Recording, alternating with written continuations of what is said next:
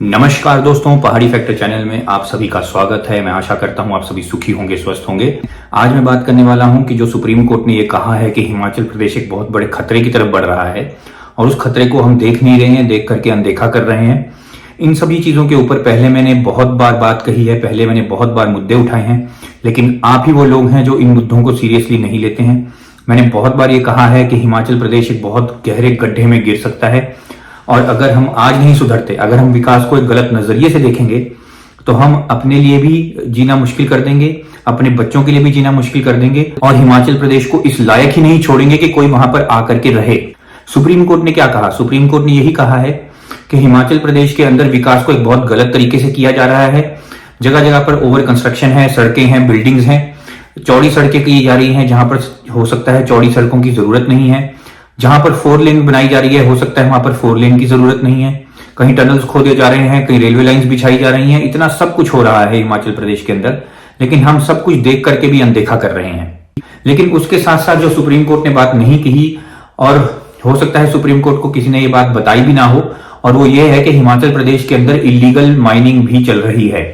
हिमाचल प्रदेश के अंदर बहुत सारी ऐसी जगहें हैं जहां पर इलीगल तरीके से माइनिंग की जाती है, खनिज पदार्थों को निकाला जाता है, रेत, पत्थर, बजरी और इस तरह के क्रशर्स आपको जगह जगह पर मिल जाएंगे। बहुत सारी ऐसी जगहें हैं हिमाचल प्रदेश में जहां पर लकड़ी की तस्करी की जाती है, लकड़ी काटी जाती है, बहुत ही मैसिव तरीके से काटी जाती है, जंगल के जंगल काट दिए जाते हैं और वो जंगल जो फॉरेस्ट लैंड के अंदर आते हैं, जो फॉरेस्ट की जमीन है, जो फॉरेस्ट डिपार्टमेंट है उनका अपना इलाका है, उस इलाके में से भी बहुत सारी जो है लकड़ी काटी जाती है और रातों रात ये लकड़ी जो है ट्रांसपोर्ट कर दी जाती है, बाहर भेज दी जाती है हिमाचल प्रदेश से। इतना सब कुछ मैसिव तरीके से हो रहा है, बहुत बड़े रूप में ये सब चीजें हो रही हैं, लेकिन इन सब चीजों के ऊपर ना तो कोई आवाज उठाता है, ना ही कोई कुछ बोलने की कोशिश करता है। बहुत से मेरे जैसे लोग हैं, आपके समाज के अंदर और भी लोग होंगे जो इस तरह के गहरे मुद्दे उठाते हैं, कोशिश करते हैं वो इस तरह के मुद्दों को उठाएं, चाहे वो कोर्ट्स के जरिए हो, चाहे पुलिस के जरिए हो, वो कोशिश करते हैं इन सब चीजों को रोका जाए।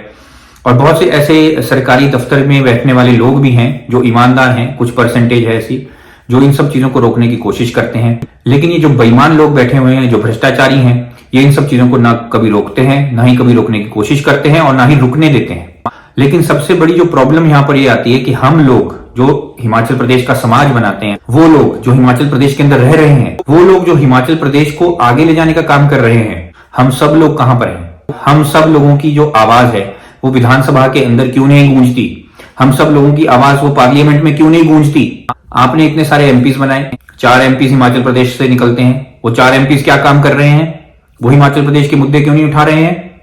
और ऐसा क्यों हो रहा है कि 4 एमपीज आपको मिले हैं, सेंट्रल गवर्नमेंट के अंदर उनका अच्छा बोलबाला है, उसके बावजूद भी हिमाचल प्रदेश को सुप्रीम कोर्ट इस तरह की ऑब्जर्वेशंस देता है? सुप्रीम कोर्ट ये कहने पर मजबूर है कि हिमाचल प्रदेश खतरे में है, हिमाचल प्रदेश खत्म हो सकता है। सुप्रीम कोर्ट ने यहां पर सिर्फ इतना नहीं कहा है कि हिमाचल प्रदेश खतरे में है, बल्कि सुप्रीम कोर्ट ने यह भी कहा है कि हिमाचल प्रदेश खत्म हो सकता है। खत्म होने का मतलब क्या है? आप समझ रहे हैं ये क्या बात है? ये बहुत बड़ी बात है। इसका मतलब यह है कि हिमाचल प्रदेश के वासी हिमाचल प्रदेश को बचाने का काम नहीं कर रहे हैं। हिमाचल प्रदेश के वासी एक सही नागरिक होने का फर्ज नहीं निभा रहे हैं। हिमाचल प्रदेश के वासी सही सरकारों को नहीं चुन रहे हैं, सही नेताओं को नहीं चुन रहे हैं। हिमाचल प्रदेश के वासी सही वोटिंग नहीं कर रहे हैं। हिमाचल प्रदेश के वासी जो है विकास को किसी गलत तरीके से देख रहे हैं। सड़कें बन जाना, कंस्ट्रक्शन हो जाना, जगह जगह पर आप देख रहे हैं टनल्स बन जाना, ये विकास नहीं है, इसको विकास नहीं बोलते। बड़ी सी बड़ी कंट्रीज के अंदर ऐसा नहीं है कि जो पहाड़ हैं वो सिर्फ और सिर्फ भारत देश के अंदर ही पाए जाते हैं और किसी कंट्री में नहीं पाए जाते। और ऐसा भी नहीं है कि हिमाचल प्रदेश ही सबसे ज्यादा खतरनाक इलाका है और किसी और जगहों पे आप जाओगे तो किसी और देश के अंदर आपको कोई और खतरनाक इलाका ही नहीं मिलने वाला। ऐसा नहीं है। आप इस भ्रम के साथ जीना बंद कीजिए। हिमाचल प्रदेश कोई मुश्किल प्रदेश नहीं है। हिमाचल प्रदेश कोई ऐसा इलाका नहीं है जो बहुत ही ज्यादा मुश्किल इलाका हो। बात यहां पर यह है कि हिमाचल प्रदेश की मैनेजमेंट सही नहीं है। हिमाचल प्रदेश को सही तरीके से मैनेज नहीं किया गया है। कहां पर कंस्ट्रक्शन होगी, कहां पर कंस्ट्रक्शन नहीं होगी, इसके बारे में नहीं सोचा गया। कहां पर इंडस्ट्री लगानी है, कहां पर नहीं लगानी है, इसके बारे में नहीं सोचा गया। पॉल्यूशन पे किसी तरीके का कोई कंट्रोल नहीं किया गया, चाहे वो इंडस्ट्रियल पॉल्यूशन हो, चाहे वो घर से निकलने वाला कूड़ा हो, उसका कोई भी प्रबंधन नहीं किया गया हिमाचल प्रदेश के अंदर। सड़कों का सही इस्तेमाल हिमाचल प्रदेश के अंदर नहीं किया गया।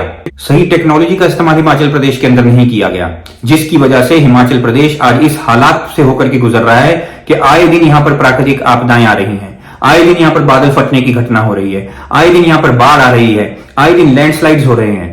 और मैं तो बहुत बार कह चुका हूं इस बात को, और मैं भगवान से यही प्रार्थना करता हूं कि हिमाचल प्रदेश वासियों के साथ कभी भी ऐसा ना हो।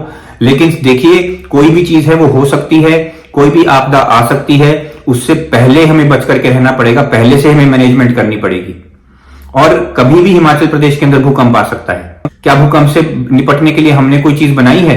हिमाचल प्रदेश ने नहीं बनाई है। क्या अभी आपके पास लैंडस्लाइड से बचने की तरीका है? लैंडस्लाइड से बचने का कोई भी टेक्नोलॉजी आप इस्तेमाल कर रहे हैं? नहीं कर रहे हैं। अगर हिमाचल प्रदेश में इमरजेंसी सर्विसेज की जरूरत किसी भी शहर को पड़ जाए, चाहे वो फायर ब्रिगेड हो, चाहे वो एम्बुलेंस हो, चाहे वो पुलिस हो, कोई भी ऐसी इमरजेंसी सर्विसेज की अगर किसी को भी जरूरत पड़े तो वो इस इमरजेंसी सर्विसेज का इस्तेमाल नहीं कर सकता है। इमरजेंसी सर्विसेज का सही स्थान पर पहुंचने का समय बहुत ज्यादा है, रोड मैनेजमेंट सही नहीं है, भीड़ लग जाती है जब इस तरह की कोई चीज हो। तो इन सब से कौन निपटेगा? इन सब के बारे में कौन सोचेगा? ये काम सरकारों का था, ये काम सभी सरकारों का था, चाहे कोई भी पॉलिटिकल पार्टी रही हो, चाहे भारतीय जनता पार्टी रही हो, चाहे कांग्रेस की पार्टी रही हो, चाहे कोई और पार्टी रही हो। जितनी भी पार्टीज हिमाचल प्रदेश के अंदर रही हैं, सभी पॉलिटिकल पार्टीज का ये कर्तव्य बनता था कि वो हिमाचल प्रदेश के सही मुद्दे उठाते और हिमाचल प्रदेश के मुद्दों को ना सिर्फ उठाते, उनके ऊपर कार्य भी करते, उनको सही तरीके से ठीक करने की कोशिश भी करते। लेकिन किसी ने ये नहीं किया। मैं ये नहीं कह रहा हूं कि सभी के सभी भ्रष्ट हैं, लेकिन बहुत सारे लोग भ्रष्ट हैं। और इन सब चीजों के ऊपर कौन बात करेगा, मुझे समझ में नहीं आता। आज सुप्रीम कोर्ट ने ये बात कही है, मैं तो कई सालों से कह रहा हूं, 2018 से भी पहले से मैं ये बातें कह रहा हूं, 2018 से मैं यूट्यूब के जरिए भी कह रहा हूं, लेकिन कोई नहीं सुन रहा है। और मैं बार बार आपको कहता हूं, प्राकृतिक आपदाएं हिमाचल प्रदेश में और भी अधिक आएंगी अगर आप हिमाचल प्रदेश को बर्बाद करोगे। और यहां पर सिर्फ बात इलीगल चीजें करने की नहीं है, कंस्ट्रक्शन भी कई तरीके से होती है। तो लीगल कंस्ट्रक्शन है, इलीगल कंस्ट्रक्शन है, उसी तरीके से माइनिंग भी बहुत ज्यादा तरीके से है, चाहे लीगल है चाहे इलीगल है। क्रशर्स बहुत हैं जो चाहे लीगल हो चाहे इलीगल हो। लेकिन अगर लीगल चीजें भी हैं तो उन लीगल चीजों के ऊपर भी जब आप देखोगे, उनकी रिसर्च करोगे, तो आप ये पाओगे कि बहुत सारी ऐसी चीजें हैं जिनके लिए सही तरीके से ये सोचा ही नहीं गया कि एनवायरनमेंट के ऊपर उसका क्या इंपैक्ट पड़ेगा या एनवायरनमेंट को कितना नुकसान पहुंचेगा अगर हम वो चीज करेंगे। तो क्या सही तरीके से क्लियरेंस ली गई है सही डिपार्टमेंट्स द्वारा? वो भी नहीं होता है। और डिपार्टमेंट से क्लियरेंस लेना कोई बहुत बड़ी बात नहीं है। ये एक दूसरे को दबा करके, पैसे का जोर दिखा करके, भ्रष्टाचार करके भी क्लियरेंसेस ले लेते हैं। लेकिन यहाँ पर समझने वाली बात यह है कि जब सुप्रीम कोर्ट को ये नजर आ गया, दिल्ली में बैठी हुई सुप्रीम कोर्ट को ये नजर आ जाता है, दिल्ली में बैठे हुए जजेस को ये नजर आ जाता है कि हिमाचल प्रदेश आज एक बहुत बुरे दौर से गुजर रहा है, हिमाचल प्रदेश खत्म हो सकता है, बर्बाद हो सकता है। और हम जो हिमाचल प्रदेश के अंदर बैठे हुए हैं, वो वासी जो हिमाचल प्रदेश के हैं, उनको ये चीजें क्यों नहीं नजर में आ रही? मैं वहां के नेताओं की, पॉलिटिकल पार्टीज की बात नहीं कर रहा हूं, मैं आप लोगों की बात कर रहा हूं, आम लोगों की बात कर रहा हूं। आप लोग कब जागने वाले हो? कब आप सही नेता चुनने वाले हो? कब सही नेतृत्व को आगे लेकर के जाने वाले हो? मुझे समझ में नहीं आता। और मेरे जैसे लोग जो आपके लिए लड़ते हैं, आपके लिए खड़े होते हैं, आप उनका साथ नहीं देना चाहते हो, वो आपकी मर्जी है।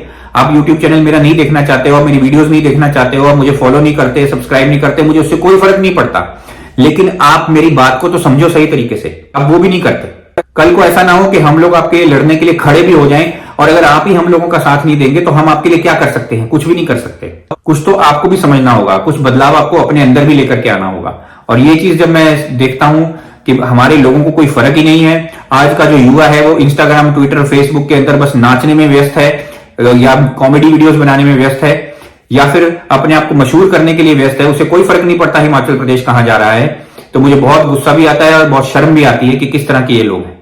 आप लोग एंटरटेन होना चाहते हो, खुश होना चाहते हो, उसके लिए किसी को कोई आपत्ति नहीं है। आप क्या करना चाहते हो अपने जीवन में, उसमें मुझे कोई आपत्ति नहीं है। आप कुछ किसी एंटरटेनमेंट पर्पस के लिए ये सब काम कर रहे हो, मुझे कोई आपत्ति नहीं है। लेकिन जब आपके घर के आसपास आपका प्रदेश इतने बुरे तरीके से बिगड़ रहा हो, गलत रास्ते पे निकल रहा हो, तब आप लोगों का भी तो कर्तव्य है। क्या आप अपना कर्तव्य नहीं निभाना चाहते? आज के लोगों का ये हाल है। और मैं बहुत दुख के साथ ये बात बोल रहा हूं कि आज के लोग जो है वो मलाई तो खाना चाहते हैं, लेकिन उस मलाई के लिए मेहनत नहीं करना चाहते। मेहनत आप लोगों को भी करनी होगी। अगर आप चाहते हैं कि आपका प्रदेश सही तरीके से उन्नत बने, प्रगतिशील बने, तो मेहनत आपको करनी होगी। ये बैठ करके इंस्टाग्राम, फेसबुक, ट्विटर पे अगर आप जितनी मर्जी अपनी फोटोग्राफ्स डाल लो, जितनी मर्जी अपनी वीडियोस डाल लो, जितना मर्जी आप नाच गा लो, और उससे आपको जितने भी फॉलोअर्स मिल जाते हो, जितने भी आपको वाहवाही मिलती हो, उससे फर्क नहीं पड़ने वाला। क्योंकि अगर आपका प्रदेश नहीं बचेगा तो आप ये सब चीजें जो आप कर रहे हो भी सब व्यर्थ हो जाएंगी। जब मैं अपना घर बनाता हूं तो मैं अपने घर के आसपास भी ये चीजें इंश्योर करता हूं ना कि मेरा जो घर है वो सही तरीके से बने। मैं ये इंश्योर करता हूं कि मेरे घर में शांति रहे, सुख रहे, सारी सुविधाएं मेरे घर के अंदर मौजूद हो। मैं ये चाहता हूं ना, तो जब मैं ये चीज चाहता हूं अपने घर के लिए तो अपने प्रदेश के लिए क्यों नहीं चाहता हूं? यही वो बात है जो आपको समझनी होगी। अगर आप चाहते हैं कि आपके घर में सारी सुख सुविधाएं हों, अगर आप ये चाहते हैं कि हम अमीर बने, तो आपके प्रदेश के बारे में भी बराबर आपको सोचना पड़ेगा। आपके प्रदेश को भी आपको आगे लेकर के जाना पड़ेगा, क्योंकि जब आपका प्रदेश आगे चलेगा तभी आप लोग आगे चलेंगे। मुझे समझ में नहीं आती, अभी भी आपको मेरी बात समझ में आएगी या नहीं आएगी। आप प्राकृतिक रूप से अपने प्रदेश को बहुत ज्यादा बिगाड़ रहे हैं। आपने उसका जो पूरे का पूरा डिजाइन है उसको बिगाड़ दिया है ऑलरेडी।